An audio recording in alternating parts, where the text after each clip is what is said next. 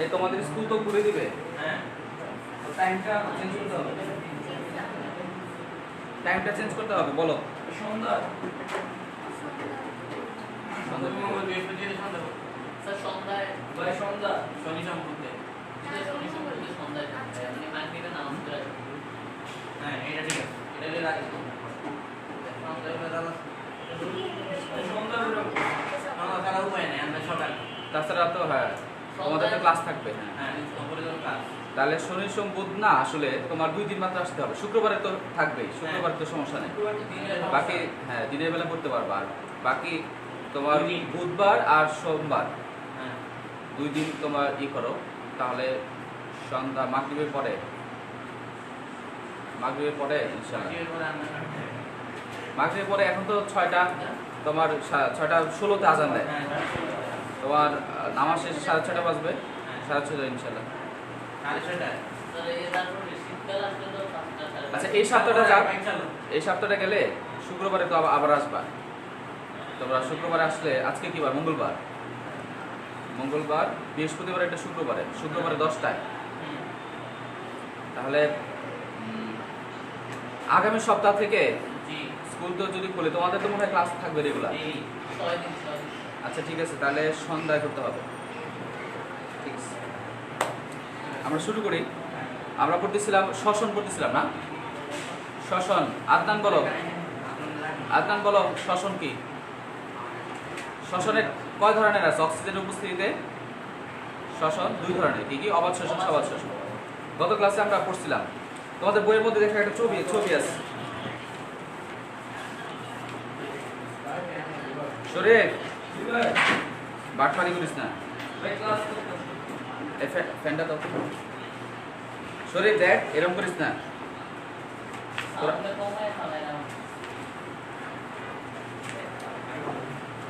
Chapter 4 এর sheet পাইছো তো সবাই না? তোমরা পরীক্ষা দিয়ে ফেলো, শুক্রবার একটা পরীক্ষা দিয়ে ফেলো। যে আসবো না জাস্ট ফোন দেবো বাসায়, সবার নাম্বার রেখে যাবো আজকে।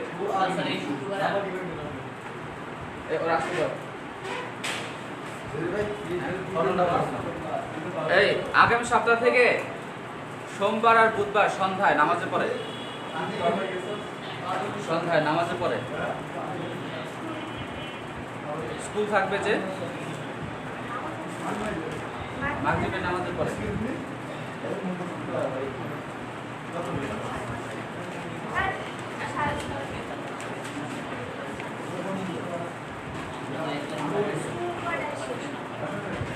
আচ্ছা, 5:30 কি পারবা? 5:30 স্কুলটা স্কুল তোমাদের তো শেষ হবে, 12টা শেষ হবে। আচ্ছা সন্ধ্যা। আচ্ছা লেখো তাহলে, খাতাটা বের করো। আমরা দেখো, আমরা শ্বসন ওভারঅল এটা কিন্তু পরীক্ষা আসে। তোমরা এরকম একটা ছবি দেওয়া থাকে, সেটা কি? প্রথমে গ্লুকোজ দেওয়া থাকে, গ্লুকোজ। এই বলো তো এটা শরীর দেখ,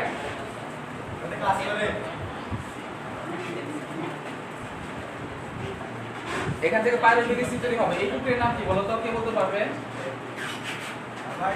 পাইরুভিক অ্যাসিড তৈরি হচ্ছে গ্লুকোজ থেকে। এই প্রক্রিয়ার নাম কি? গ্লাইকোলাইসিস। গুড, কে বললো? এই পাইরুভিক অ্যাসিড 2 ইউনিট তৈরি হবে। আর এখানে কি হয় বলো তো? এই মাঝখানে কি হবে? কি কি তৈরি হয় মাঝখানে বলো? এনএডিএস তৈরি হয় কয়টা? এই সরে বন্ধ করে রাখো, বন্ধ করো।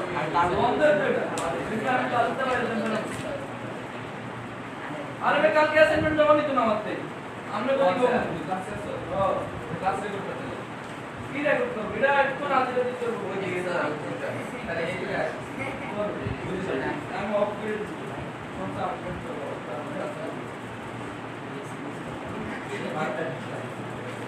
আচ্ছা তাহলে এখানে কি হবে? পাইরুভিক অ্যাসিড থেকে এখানে কি কি তৈরি হয়? এখানে তৈরি হবে গ্লাইকোলাইসিসে, এখানে তৈরি হবে 2 ATP, আর কি কি তৈরি হবে? NADH2 তৈরি হবে কয়টা? দুইটা। তাহলে আর চারটা কি তৈরি হবে? 2 NADH2 গ্লাইকোলাইসিসে গ্লাইকোলাইসিস 2 ATP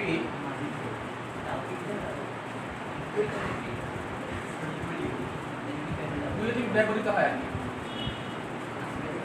2 ATP ব্যবহৃত হয়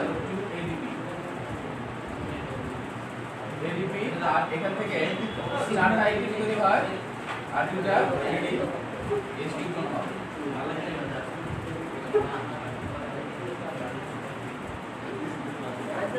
পাইরুভিক অ্যাসিড থেকে জানো কি তৈরি হয় বলো তো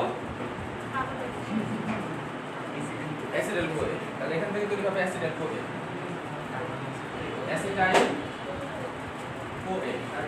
অ্যাসিটাইল কোয়ে যখন তৈরি হয় তখন জানো কি তৈরি হয় অ্যাসিটাইল কোয়ে যখন তৈরি হয় তখন কি তৈরি হয় বলো অ্যাসিটাইল কোয়ে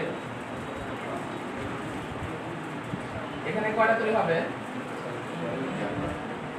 পাইরুভিক অ্যাসিড থেকে অ্যাসিটাইল কোয়ে তৈরি হলে এখানে কি উৎপন্ন হয় বলো পিঞ্চোসিম বলো পাইরুভিক অ্যাসিড থেকে অ্যাসিটাইল কোয়ে যখন তৈরি হয় তখন কি উৎপন্ন হয়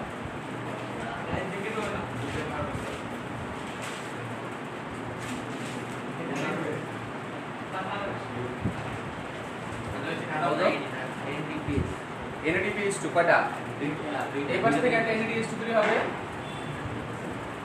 আবার এখান থেকে একটা NADH2 তৈরি হবে আর এখানে একটা কার্বন ডাই অক্সাইড বের হয়ে যাবে এখানে একটা কার্বন ডাই অক্সাইড বের হয়ে যাবে তাহলে অ্যাসিটাইল কোয়ে কার্বন কয়টা থাকো এখানে NADH2 একটা NADH2 এটা ভুল লিখছে নাকি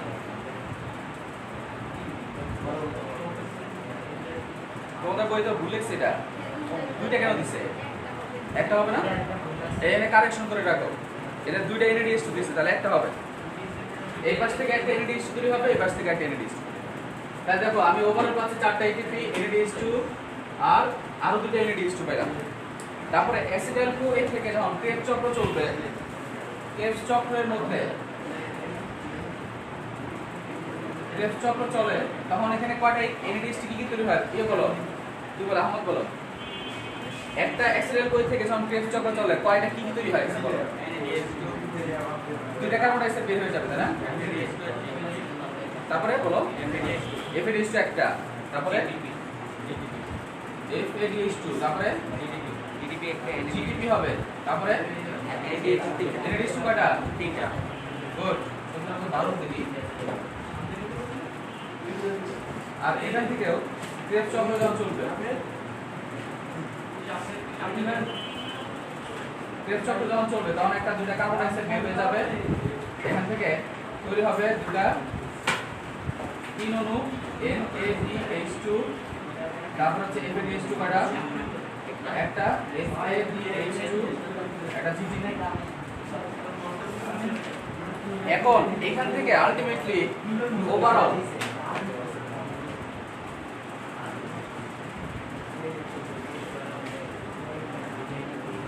দেখো আমার কি কি তৈরি হলো 4টা NADH2 এবং 2টা NADH 4টা ATP NADH2 এই যে এটা তারা কম্বিনেশন করে কি তৈরি করবে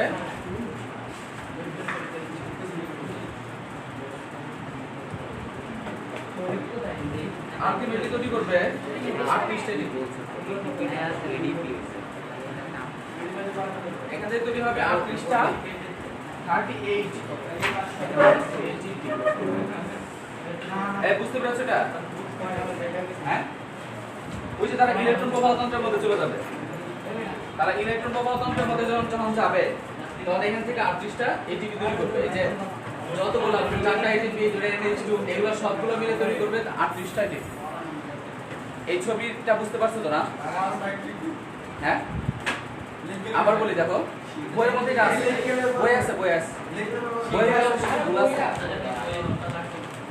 তাহলে গ্লুকোজ থেকে পাইরুভিক অ্যাসিড দুইটা তৈরি হয় এখান থেকে দুইটা ATP ব্যবহৃত হবে এইজন্য আমি দুইটা ATP থেকে দুইটা ATP লিখছি আর 4টা ATP তৈরি হয় দুইটা NADH2 তৈরি হয় আর পাইরুভিক অ্যাসিড থেকে পরবর্তীতে অ্যাসিটাইল কোয়ে যখন তৈরি হয় তখন কার্বন ডাই অক্সাইড একটা বের হয়ে যাবে এই সামনে বসো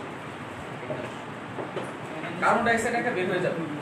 কার্বন ডাইঅক্সাইড যখন বের হয়ে গেল আর এখানে একটা NADH2 একটা NADH2 অ্যাসিডাল কোই থেকে আবার যখন ফেজ চক্রের মধ্যে যখন যাবে তিনটা NADH2 তৈরি হবে, একটা FADH2 আর একটা GDP। তো এট দ্য সেম টাইম এখান থেকে সেম তৈরি হবে আর কার্বন ডাইঅক্সাইড দুটো বের হয়ে যাবে। তাহলে ফেজ চক্র শেষ। এখন এই যে NADH2 এবং FADH2 এবং GTP এই ATP এগুলো সব মিলে আলটিমেটলি কি তৈরি করবে 38 ATP।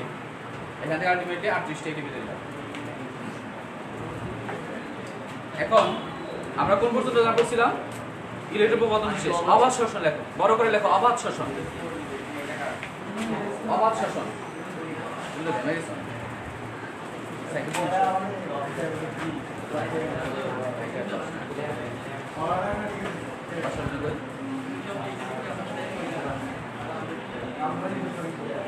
আমার মেডিকেল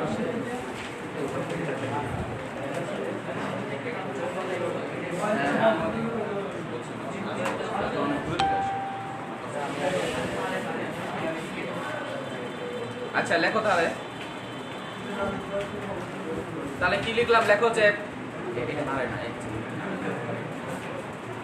অবাধ শ্বসন লেখো। অক্সিজেনের অনুপস্থিতিতে যে শ্বসন ঘটে তাকে অবাধ শ্বসন বলে। অক্সিজেনের অনুপস্থিতিতে যে শ্বসন ঘটে তাকে অবাধ শ্বসন বলে। অক্সিজেনের অনুপস্থিতিতে যে শ্বসন ঘটে তাকে অবাধ শ্বসন বলে। অনুপস্থিতিতে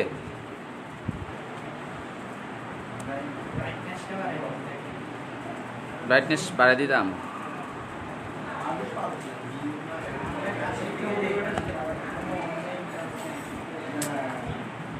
সোজা হয় না।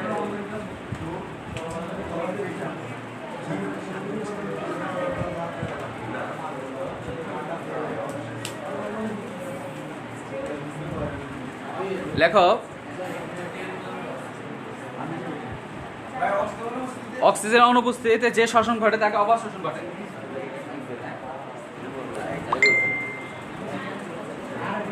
এক্সট্রা কলম আছে কার কাছে? দেখো কিছু অণুজীব ছত্রাক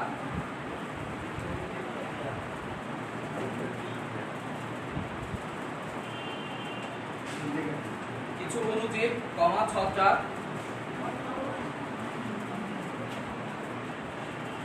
এবং প্রাণী কোষে অক্সিজেনের অভাবে কিছু অণুজীব ছত্রাক এবং প্রাণী কোষে অক্সিজেনের অভাবে অবাধ শ্বসন ঘটে। অক্সিজেনের অভাবে অবাধ শ্বসন ঘটে।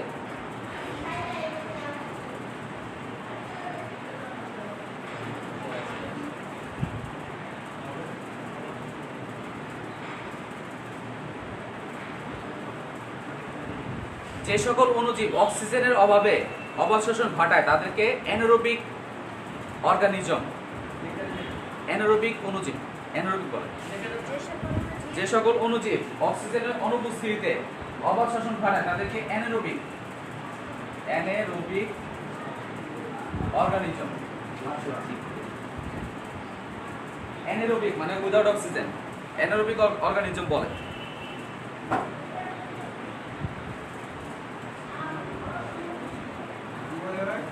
অ্যানারোবিক অর্গানিজম বলে।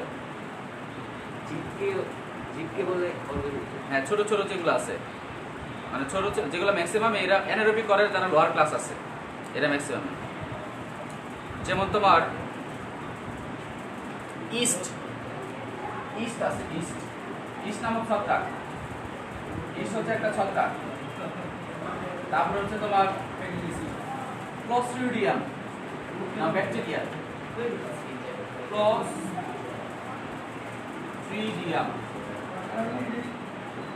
ক্লোস্ট্রিডিয়াম নামক ব্যাকটেরিয়া।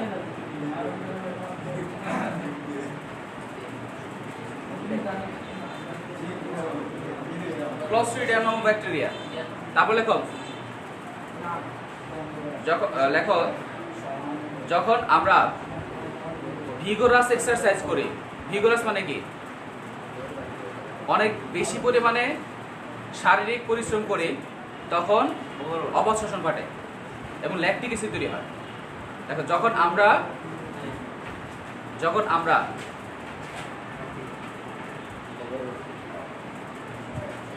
যখন আমরা অতিরিক্ত শারীরিক পরিশ্রম করি, যখন আমরা অতিরিক্ত শারীরিক পরিশ্রম করি তখন অবাধ শ্বসনের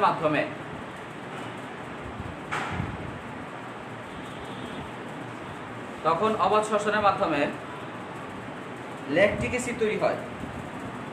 অবাধ শ্বসনের মাধ্যমে ল্যাকটিক অ্যাসিড তৈরি হয়। অবাধ শ্বসনের মাধ্যমে ল্যাকটিক অ্যাসিড তৈরি হয়। ল্যাকটিক অ্যাসিড তৈরি হয় যেটি আমাদের মাংসপেশির ব্যথার জন্য দায়ী। যেটি আমাদের মাংসপেশি ব্যথার জন্য দায়ী। তাহলে আমাদের ব্যথা করে কেন? দেখবা যে একবার খেলতে গেছো, হঠাৎ করে হাত পায়ে ব্যথা করতেছে কেন? তোমার শরীর তো জানে না যে তুমি আজকে খেলাধুলা করবা। তো হঠাৎ করে যখন খেলতে গেছো তখন গ্লুকোজের সাপ্লাই তোমাকে দিতে হচ্ছে, কিন্তু অক্সিজেনের সাহায্যে গ্লুকোজ থেকে এটিপি বা শক্তি তৈরি করার জন্য তোমার সময় লাগবে। তো তুমি যখন হঠাৎ করে ভিগোরাস এক্সারসাইজ করবা তখন সেক্ষেত্রে অবাধ শ্বসনের মাধ্যমে অক্সিজেন ছাড়াই শক্তি তৈরি করবে এবং ল্যাকটিক অ্যাসিড তৈরি হয়, যার জন্য আমাদের ব্যথা করে। তাহলে ল্যাকটিক অ্যাসিড পরবর্তীতে কি হয়? ল্যাকটিক অ্যাসিড পরবর্তীতে আমাদের ক্রেবস চক্রের মাধ্যমে আবার শক্তি তৈরি করে, এটা আবার ডিগ্রেডেশন হয়ে যায়। লেখো যে ল্যাকটিক অ্যাসিড পরবর্তীতে যকৃতের মাধ্যমে ভেঙে শক্তি উৎপন্ন করে। ল্যাকটিক অ্যাসিড পরবর্তীতে ল্যাকটিক অ্যাসিড পরবর্তীতে যকৃতের মাধ্যমে ভেঙে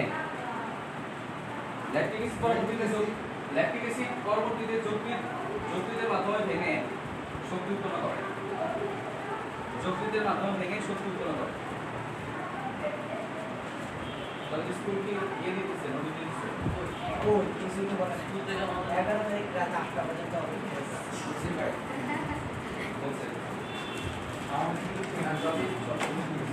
স্কুলে যাবো একটা সপ্তাহে দুপুরবেলা টিফিন সময় স্কুলে যাই। না, অনেকে তো মোটা ইয়ে হয়েছে, চিকন থেকে মোটা হয়ে গেছে এই এক বছরে। আগে ড্রেস কি লাগবে? আগে ড্রেস কি কোমরে তো লাগবে না। ড্রেস লাগে না। হ্যাঁ, সপ্তাহে এক ড্রেস লাগে, ড্রেস পরে যাবো বার করে লাগে দাম।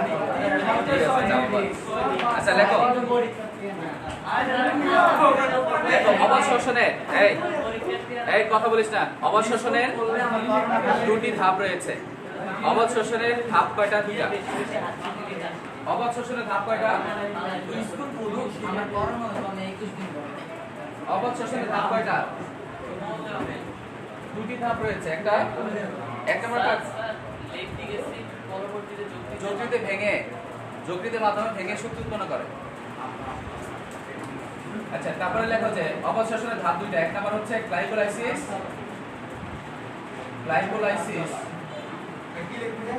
লেখো অবাধ শ্বসনের ধাপ দুইটি, গ্লাইকোলাইসিস আর দুই নম্বর হচ্ছে পাইরুভিক অ্যাসিডের অসম্পূর্ণ বিজারণ। পাইরুভিক অ্যাসিডের অসম্পূর্ণ বিজারণ। এক নম্বর হচ্ছে গ্লাইকোলাইসিস, পরবর্তীতে হচ্ছে গ্লাইকোলাইসিস পাইরুভিক অ্যাসিডের অসম্পূর্ণ বিজারণ।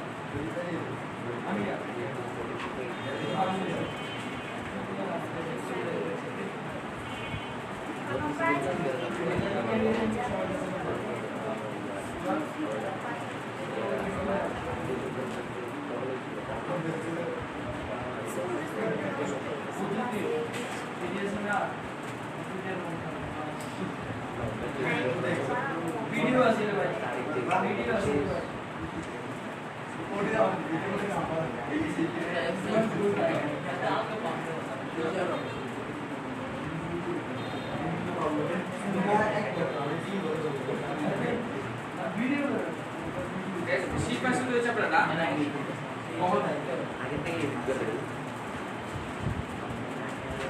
গ্লাইকোলাইসিস লেখো গ্লাইকোলাইসিস লেখো। এই ধাপটি সবাদ এবং অবাধ শ্বসনের সবাদ এবং অবাধ শ্বসনের প্রথম ধাপ। গ্লাইকোলাইসিসের মধ্যে লেখো এটি সবাদ এবং অবাধ শ্বসনের প্রথম ধাপ। হ্যাঁ, ওই যে ওইখানেও লেখা আছে এটা। এটি সবাত এবং অবাত শ্বসনের প্রথম ধাপ। কোষের সাইটোপ্লাজমে সংঘটিত হয়। এটি সবাত এবং অবাত শ্বসনের প্রথম ধাপ। হ্যাঁ লেখাছি। দেখো এটি কোথায় হয়? সাইটোপ্লাজমে সম্পন্ন হয়। দেখছো সাইটোপ্লাজম কি? সাইটোপ্লাজমে ঘটে এটা, এটি সাইটোপ্লাজমে সম্পন্ন হয়। নেক্সট তারপরে লেখো এই ধাপে শুধু নিট 2 এটিপি উৎপন্ন হয়। এই ধাপে শুধু 2 এটিপি উৎপন্ন হয়। হ্যাঁ নিট 2 এটিপি উৎপন্ন হয়। এই ধাপে শুধু নিট 2 এটিপি। নিট মানে কি? প্লাস মাইনাস করার পর যেটা হয় নিট মানে কি? একদম যেটা তৈরি হচ্ছে কার্যকরী 2টি এটিপি উৎপন্ন হয়। দেখো এই ধাপে উৎপন্ন NADPH2, এই ধাপে উৎপন্ন NADPH2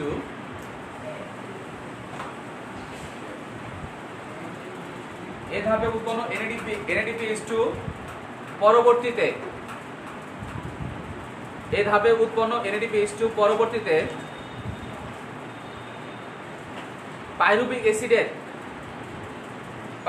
অ্যাসিডের বিজারণে ব্যবহৃত হয়।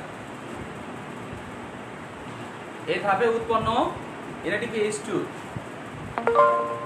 পরবর্তীতে পাইরুভিক অ্যাসিডের বিজারণে ব্যবহৃত হয়।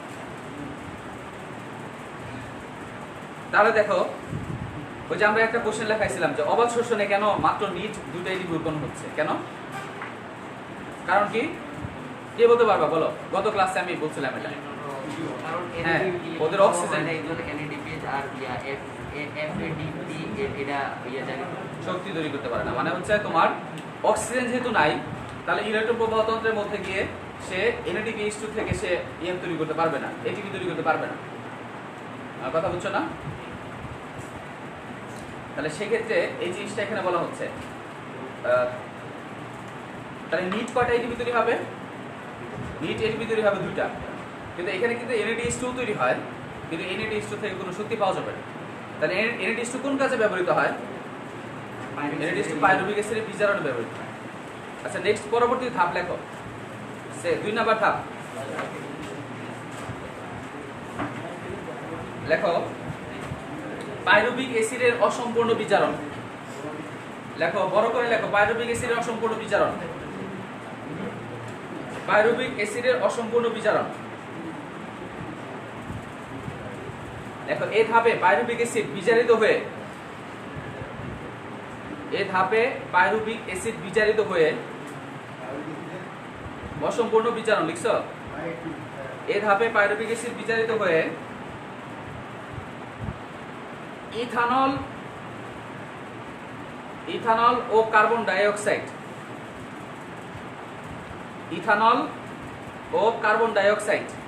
ইথানলের সঙ্গে জানো তো CH3CH2OH, ইথানল অথবা কার্বন ডাইঅক্সাইড, ইথানল এবং কার্বন ডাইঅক্সাইড অথবা শুধু ল্যাকটিক অ্যাসিড তৈরি হয়।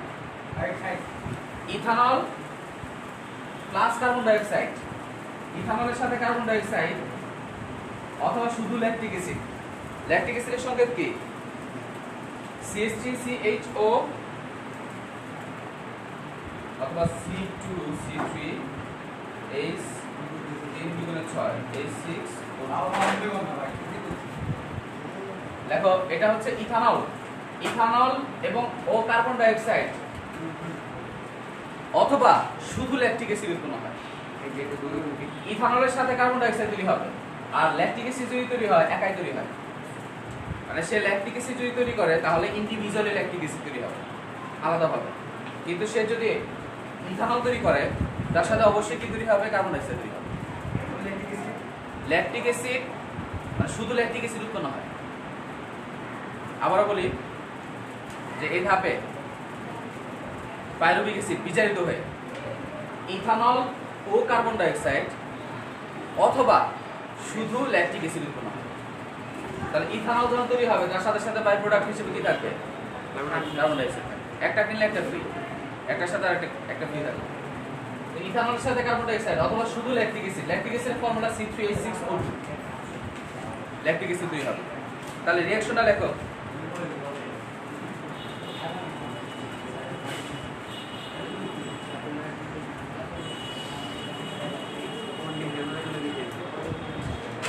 NADPH2 আমার ইয়ে ছিল CH3COOH, এর সাথে আমাদের এই এক শরীর শরীরকে সামনে নেন ভাই। CH3CHOH আর COOH, এটা হচ্ছে ল্যাকটিক অ্যাসিড।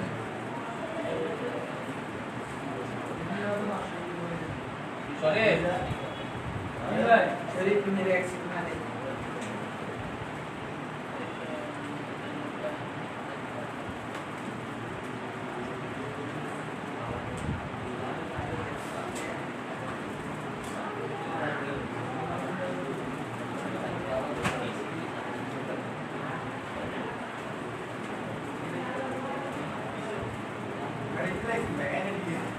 হ্যাঁ NADPH2 অথবা NADH2 একই জিনিস, একই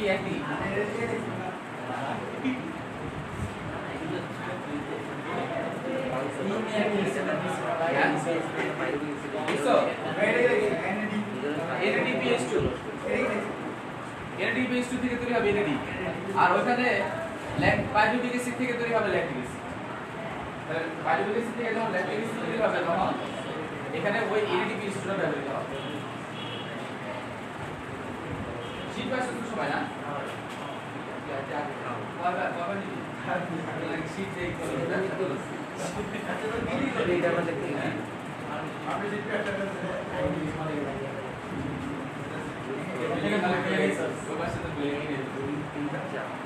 এই দেখ একটা ভাই ওরে কান্না না দাও না তো ভাই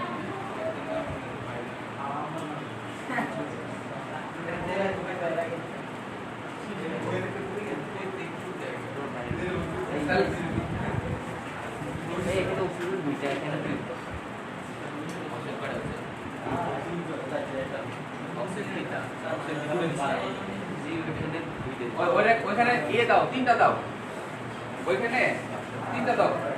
ওই যে এর আগে যে আমরা ইয়ে লিখছিলাম ল্যাকটিক অ্যাসিড সংকেত দিছিলাম, ওই C3H6O2, C3H6 O3 হবে, O2 এর জায়গায় O3 হবে। Lactic acid. নেক্সট তারপরে লেখো এ চক্রে বা এ ধাপে কোনো এটিপি উৎপন্ন হয় না, এ ধাপে কোনো এটিপি উৎপন্ন হবে না, এ ধাপে কোনো এটিপি উৎপন্ন হয় না। কারণ অক্সিজেনের অভাবে, এ ধাপে কোনো এটিপি উৎপন্ন হয় না। কারণ এই দেখ কথা বলে বের করে দেব, এই ধাপে কোনো এটিপি উৎপন্ন হয় না কারণ অক্সিজেনের অভাবে মাইটোকন্ড্রিয়ায় অক্সিডেটিভ ফসফোরাইলেশন ঘটে না। অক্সিজেনের অভাবে মাইটোকন্ড্রিয়ায় অক্সিডেটিভ ফসফোরাইলেশন ঘটে না, কারণ অক্সিজেনের অভাবে মাইটোকন্ড্রিয়ায় অক্সিডেটিভ ফসফোরাইলেশন ঘটে না। অক্সিডেটিভ ফসফোরাইলেশন ঘটে না, অক্সিডেটিভ ফসফোরাইলেশন ঘটে না। তুমি এখান থেকে যে তুমি এটিপি বানাইবা, এটিপি বানানোর জন্য কি লাগবে? মাইটোকন্ড্রিয়া লাগবে প্লাস অক্সিজেন লাগবে। তো অক্সিজেন নাই, তো অক্সিজেনের সাহায্যে এটিপি তৈরি হবে না। এটা তাহলে কোন ধাপে ঘটে? মানে এটা সবার শোষণে কিন্তু ঘটে, সবার শোষণে যে NADPH2 তৈরি হয় সেখান থেকে হয়। আচ্ছা, শ্বসনের গুরুত্ব বড় করে লেখো। শ্বসনের গুরুত্ব পরীক্ষায় আসবে, পরীক্ষায় তোমাদের কোশ্চেন আসবে যে একটা পাতা থেকে অক্সিজেন বেরোতেছে, সানলাইট আছে, আবার এখান থেকে আরেকটা কোনো একটা প্রাণী সে অক্সিজেন নিচ্ছে, আবার সেখান থেকে কার্বন ডাইঅক্সাইড বের করে দিল, ওই কার্বন ডাইঅক্সাইড আবার পাতা নিল। তাহলে বলবে যে একটা আরেকটার উপর যে ইন্টারডিপেন্ডেন্সি, একটা আরেকটার উপর যে নির্ভরশীলতা এটা বর্ণনা করো। তা বলবো এই দুটি চক্রের গুরুত্ব ব্যাখ্যা করো। মানে ব্যাপারটা হচ্ছে কোশ্চেন এরকম আসতে পারে, পরীক্ষা আসছে কিন্তু গত এসএসসি পরীক্ষা এরকম কোশ্চেন আসছে। এই জন্য আমাদের গুরুত্বগুলো ভালো করে করতে হবে। মানে বলে দিচ্ছে এরকম একটা পাতা, এই পাতা থেকে অক্সিজেন বেরোচ্ছে, আর এখানে প্রাণীর ছবি দিয়ে দিচ্ছে। প্রাণী ওই অক্সিজেন ব্যবহার করে সে কার্বন ডাইঅক্সাইড বের করে দেয়। আবার ওই কার্বন ডাইঅক্সাইড এবং সানলাইটের উপস্থিতিতে সে আবার কি করে এখান থেকে এরকম। তাহলে এই চক্রের নাম কি, এই প্রক্রিয়ার নাম কি?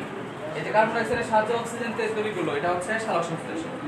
আবার অক্সিজেন থেকে প্রাণী ব্যবহার করে সে কার্বন ডাইঅক্সাইড বের করে দিল, এটা হচ্ছে শ্বসন।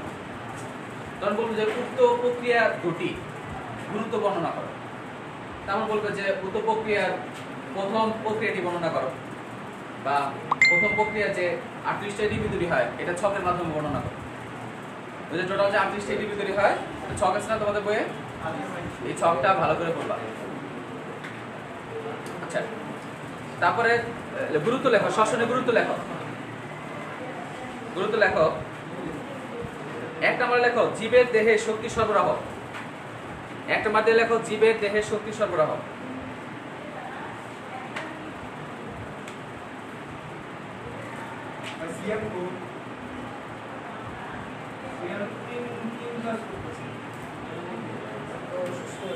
জীবের দেহে শক্তি সরবরাহ। 2 নম্বরে লেখো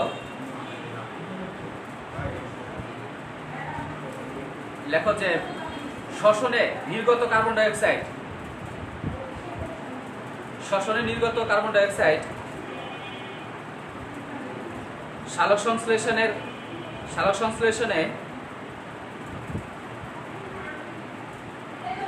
সংশ্লেষণে কাঁচামাল হিসেবে ব্যবহৃত হয়ে, কাঁচামাল কার্বন ডাইঅক্সাইড সালোক সংশ্লেষণে ব্যবহৃত হয়ে, আচ্ছা ব্যবহৃত হয়ে লেখো, আর লিখতে হবে না। সালোক সংশ্লেষণে ব্যবহৃত হয়ে অথবা কাঁচামাল হিসেবে ব্যবহৃত হয়ে শর্করা উৎপন্ন করে, মানে র ম্যাটেরিয়ালস শর্করা উৎপন্ন করে, যা প্রাণীকুলের খাদ্য চাহিদা পূরণ করে, যা প্রাণীকুলের খাদ্য চাহিদা পূরণ করে, যা প্রাণীকুলের খাদ্য চাহিদা পূরণ করে। লিখছো? 2 নম্বর লেখো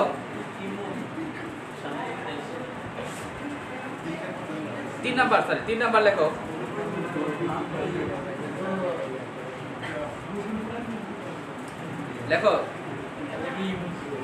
শ্বসনের ফলে, শ্বসনের মাধ্যমে, শ্বসনের মাধ্যমে, 3 নম্বর লেখো শ্বসনের মাধ্যমে উদ্ভিদ, 3 নম্বর লেখো শ্বসনের মাধ্যমে উদ্ভিদ বিভিন্ন খনিজ লবণ শোষণ করে, বিভিন্ন খনিজ লবণ শোষণ করে, ফলে বৃদ্ধি এবং জৈবিক প্রক্রিয়া শোষণ করে, ফলে বৃদ্ধি এবং জৈবিক কার্য সাধন করে। হ্যাঁ, জৈবিক মানে বিভিন্ন ধরনের দেহের মধ্যে যে কাজ হয়, কেমিক্যাল যে রিঅ্যাকশনগুলো হয়, এই রিঅ্যাকশনের জন্য শ্বসন ইম্পর্টেন্ট। জৈবিক কার্য সাধন করে।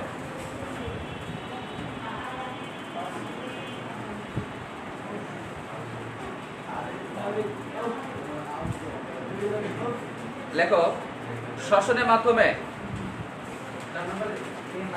মাধ্যমে উৎপন্ন কিছু আনুষঙ্গিক, 4 নম্বর দিয়ে লেখো শ্বসনের মাধ্যমে উৎপন্ন কিছু আনুষঙ্গিক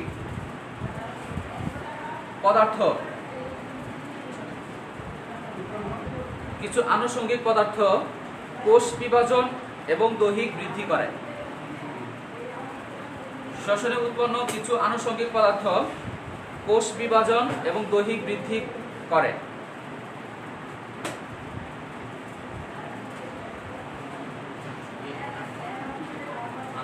আনুষঙ্গিক কিছু পদার্থ, কিছু আনুষঙ্গিক পদার্থ কোষ বিভাজন এবং দৈহিক বৃদ্ধি করে।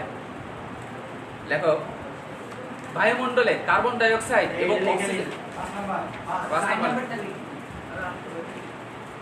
দাঁড়া একটু ওয়েট করি আমরা, দুর্বল তো। আচ্ছা কি তাহলে লিখলাম? 5 নাম্বার লেখো তাহলে, বায়ুমণ্ডলে কার্বন ডাই অক্সাইড এবং অক্সিজেনের ভারসাম্য, বায়ুমণ্ডলে কার্বন ডাই অক্সাইড এবং অক্সিজেনের ভারসাম্য রক্ষা করে। শ্বসনের মাধ্যমেও হয়, সালোক সংশ্লেষের মাধ্যমেও হয়। বায়ুমণ্ডলে কার্বন ডাই অক্সাইড এবং অক্সিজেনের ভারসাম্য রক্ষা করে। শেষ। আরেকটা লেখো, বেকারি শিল্পে, বেকারি শিল্প, হ্যাঁ 6 নাম্বার, বেকারি বুঝো না, পাউরুটি বানা যেখানে, বেকারি শিল্পে অবাধ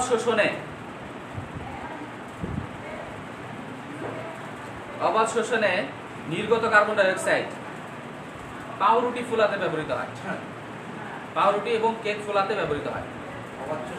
নির্গত কার্বন ডাই অক্সাইড পাউরুটি এবং বেকারি শিল্পে অবাধ শোষণে নির্গত কার্বন ডাই অক্সাইড, অবাধ শোষণে নির্গত কার্বন ডাই অক্সাইড পাউরুটি এবং কেক ফুলাতে ব্যবহৃত হয়।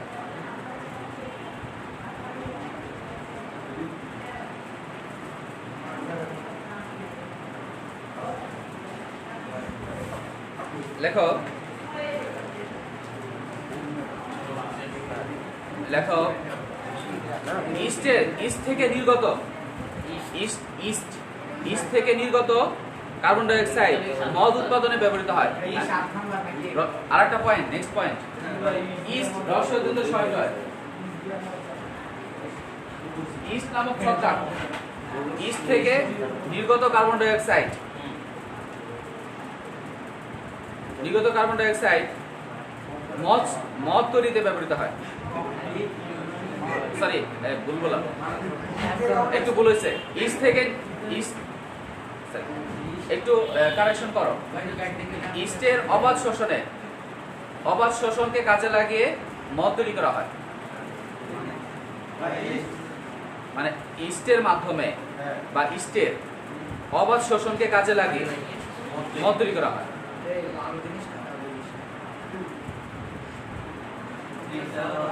মদের বিভিন্ন নাম আছে।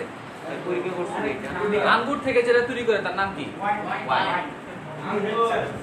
আবার মদের বিভিন্ন পার্সেন্টেজ অনুসারে এদের নাম আছে, যেমন হচ্ছে ধর বিয়ার যেটা বলে, এগুলো তো পার্সেন্টেজ কম। সফট ড্রিঙ্ক, এগুলো সব সফট ড্রিঙ্ক 2% মাত্র থাকে। আর যেগুলো তোমার কি থাকে, কি বলে হুইস্কি, যেগুলো এগুলো 40% থাকে। আর কিছু আছে শ্যাম্পেইন আছে, রাম আছে, এগুলো তো অনেক বেশি থাকে, 60 to 70% থাকে। তো এগুলো দুই একটু খাইলেই শেষ। নেক্সট তারপর লেখো দুগ্ধ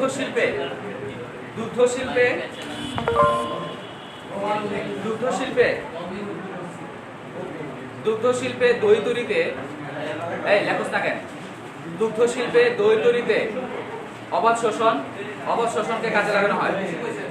এই দুগ্ধ শিল্পে দই তৈরিতে অবাধ শোষণকে কাজে লাগানো হয়। হ্যাঁ বিয়ে করছে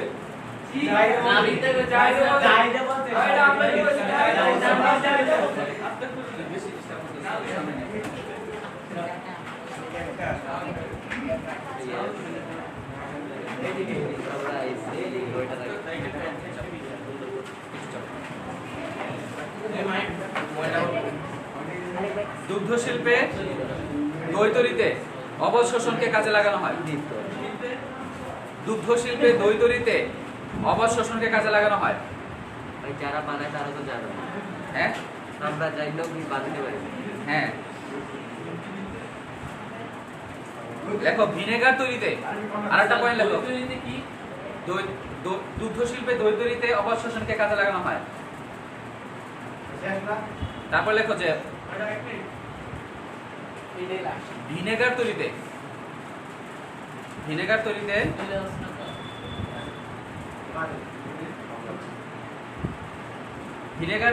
অবাধ শোষণ কাজে লাগানো হয়। শেষ। ভিনেগার তৈরিতে অবাধ শোষণ কাজে লাগানো হয়।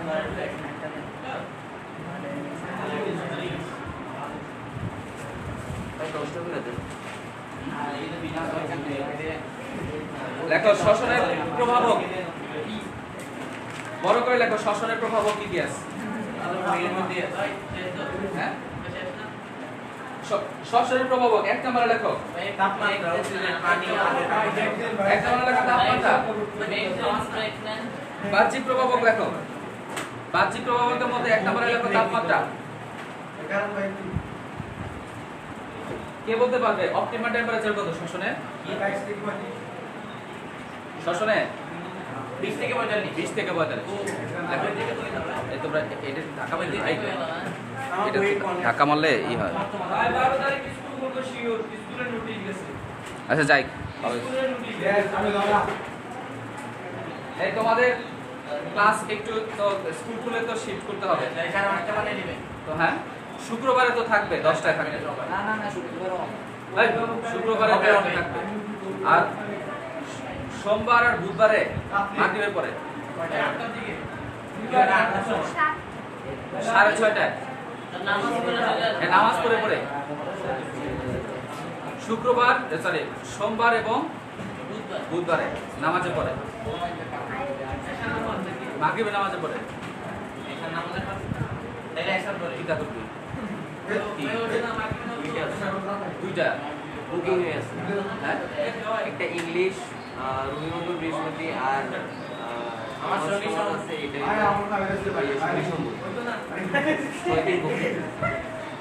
শনিবার তো নাই এইটাই তো 6 দিন দুইটা প্রাইভেট একদিন বন্ধ আমার সেই সন্ধ্যার পরে হ্যাঁ বাসায় জি বাসায় একটু তুমি চেঞ্জ করো না এরা অনেক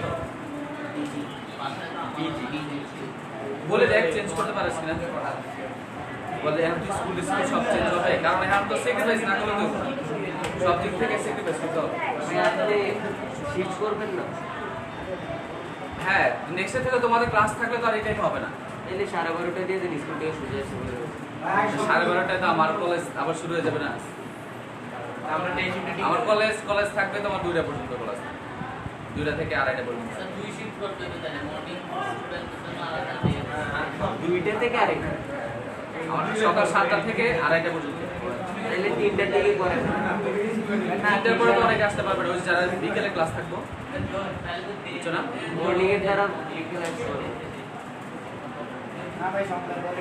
এই জন্য মানে একটু ট্রাই করো অথবা রবি মঙ্গল বৃহস্পতি এই রবি মঙ্গল বৃহস্পতি ওটা তো বলছি রবি মঙ্গল বৃহস্পতি শুক্রবার একটা আর সোমবার আর বুধবার এই দুইটা টাইম একটু বলো যে একটু ই করতে না রবিবারে আবার আছে তো আরো আছে ভাই রবি মঙ্গল বৃহস্পতি বিকেলে দেওয়া যাবে তাই বিকেল কয়টায় বলো বিকেল কোচিং আছে কোচিং আছে আবার স্কুলও আছে কারণ ওই বিকেলে তো ডে শিফট ঠিক আছে কিন্তু আর কিছু আচ্ছা একটু দেখো সবার এরকম এই কথা লাগবে একটু স্যাক্রিফাইস করতে হবে 2 দিনই তো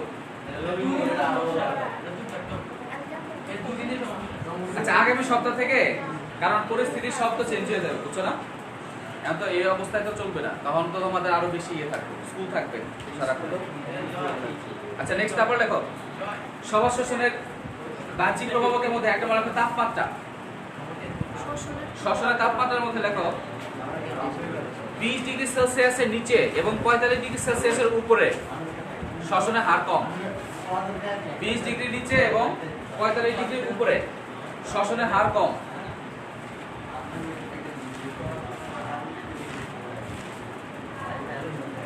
ডিগ্রি নিচে এবং 45 ডিগ্রির উপরে শ্বসনের হার কম তাই অত্যানুকূল তাপমাত্রা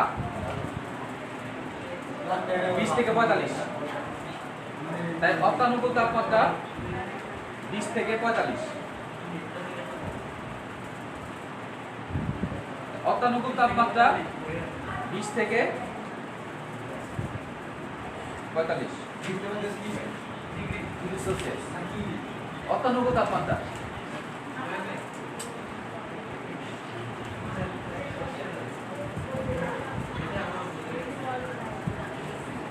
যারা ইয়ে দিছো পয়সা পাতি যারা দিছো ওরা রিসিট দিয়ে দেয় আমার রিসিপ্ট আচ্ছা রিসিট কালকে বানিয়ে রাখ কালকে দিব এখন থেকে সব হিসাব কিতাব রাখা হবে এবং এটা ওপেনলি রাখা হবে বুঝছো কোনো কারণে সুযোগ নাই বাসা থেকে টাকা পয়সা আয় না বাইরে দিবা আমার কিছু দিবা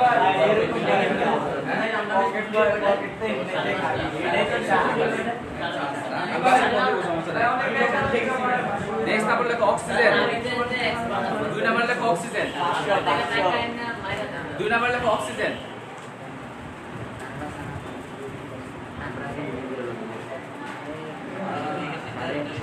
2 নাম্বার লেখো অক্সিজেন লিখছো লেখো অক্সিজেনের পরিমাণ বৃদ্ধি পেলে শ্বসনের হার বৃদ্ধি পায় অক্সিজেনের পরিমাণ বৃদ্ধি পেলে শ্বসনের হার বৃদ্ধি পায়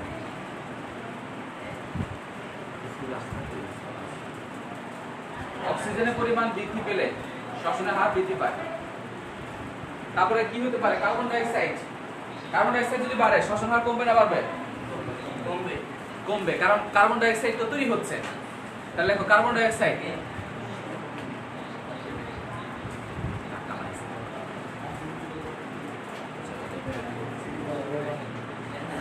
লিখছো কার্বন ডাই অক্সাইডের পরিমাণ বাড়লে শ্বসনের হার হ্রাস পায় কার্বন ডাই অক্সাইডের পরিমাণ বৃদ্ধি পেলে শ্বসন হার হ্রাস পায় কার্বন ডাই অক্সাইডের পরিমাণ বাড়লে শ্বসন হার হ্রাস পাবে কেন এই শরীফ কমে না কার্বন ডাই অক্সাইডের পরিমাণ বৃদ্ধি পেলে শ্বসন হার হ্রাস পায় লিখছো কেন হ্রাস পাবে বলতো কার্বন ডাই অক্সাইড তো তৈরি হচ্ছে তো বেশি তৈরি হলে কি হবে এটা হ্রাস পাবে ওই যে রাসা তেলের নীতি উৎপাদনের পরিমাণ বৃদ্ধি পেলে বিক্রিয়াটা কোন দিকে আসে পিছনের দিকে আসে নেক্সট তারপরে আর কি আছে পানি দেখো পরিমিত পানি উপস্থিতিতে সালোক সংশ্লেষণ হার বৃদ্ধি পায়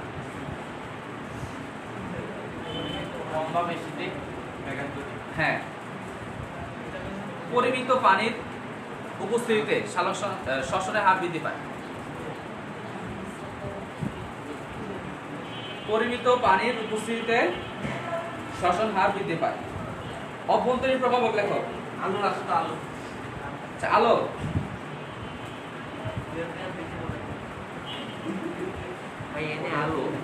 হ্যাঁ আলো কেন বলছে কারণ যে রাত্রেবেলা কি থাকে পথরন্ধ বন্ধ হয়ে যায় আলো যদি না থাকে পথরন্ধ বন্ধ হয়ে যাবে যার জন্য রাত্রেবেলা কি হয় একটু উদ্ভিদের ক্ষেত্রে উদ্ভিদের 24 ঘন্টায় শ্বসন চলে জানো তো দিনের বেলায় শুধু সালোক সংশ্লেষণ হয় আর রাতের বেলায় শ্বসন ঘটে তো দিনের বেলায় কি থাকে পত্ররন্ধ্র খোলা থাকে তো খুব সহজে কি হতে পারে গ্যাস আদান প্রদান হতে পারে কিন্তু রাতের বেলায় কি হয় তাহলে লেখো আলোর কথা লেখো আলোর মধ্যে লেখো দিনের বেলায় আলোর উপস্থিতিতে পত্ররন্ধ্র খোলা থাকে দিনের বেলায় আলোর উপস্থিতিতে পত্ররন্ধ্র খোলা থাকে তাই শ্বসন হার বৃদ্ধি পায় দিনের বেলায় আলোর উপস্থিতিতে পত্ররন্ধ্র খোলা থাকে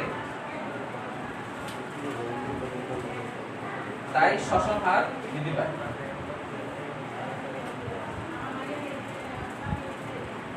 দিনের বেলা কি হয় পত্ররন্ধ্র খোলা থাকে তাই শ্বসন হার বৃদ্ধি পায়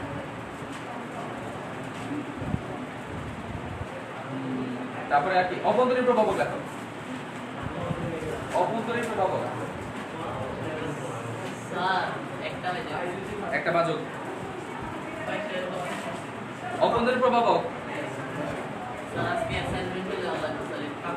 আচ্ছা এটাই শেষ এক নাম্বার লেখো খাদ্যদ্রব্য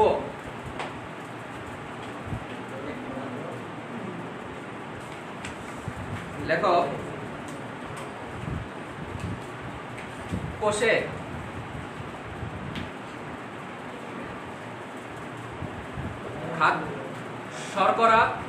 শর্করা আমিষ চর্বি পরিমাণ বৃদ্ধি পেলে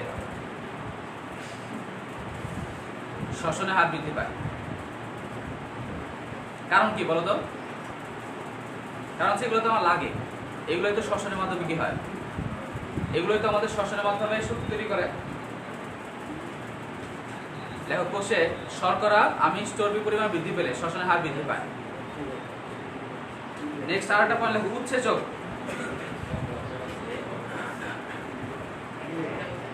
উৎসেচকের অভাব হলে শ্বসনের হার হ্রাস পায়। উৎসেচকের অভাব হলে শ্বসনের হার হ্রাস পায়। বেশি হইলে তো পরিমাণ মতো থাকতে হবে। উৎসেচকের পরিমাণ কমে গেলে শ্বসনের হার হ্রাস পায়।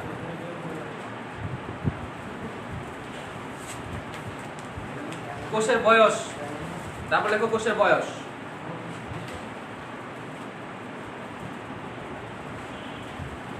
অল্প বয়স্ক কোষে প্রোটোপ্লাজম বেশি থাকে, তাই শ্বসনের হার বেশি। অল্প বয়স্ক কোষে প্রোটোপ্লাজম বেশি থাকে, তাই শ্বসনের হার বেশি। প্রোটোপ্লাজম বেশি থাকে, তাই শ্বসনের হার বেশি।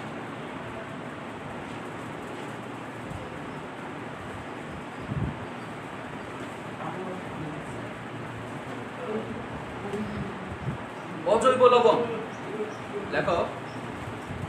অজৈব লবণ শ্বসনের হার বৃদ্ধি করে। অজৈব লবণের মধ্যে লেখো, অজৈব লবণ শ্বসনের হার বৃদ্ধি করে। এক লাইনে লিখতে পারো। হ্যাঁ,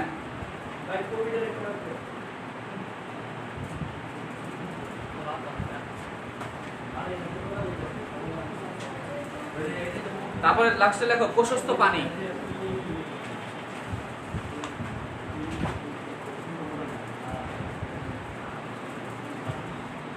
কোষে পরিমাণ মতো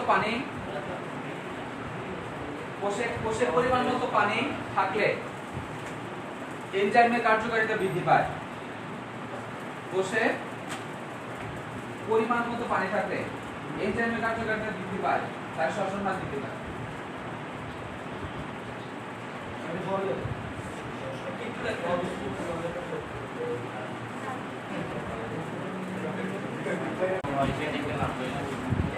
এমনিতেই শেষ করে দিই। আসবে রকেটটা দিয়ে দেবে।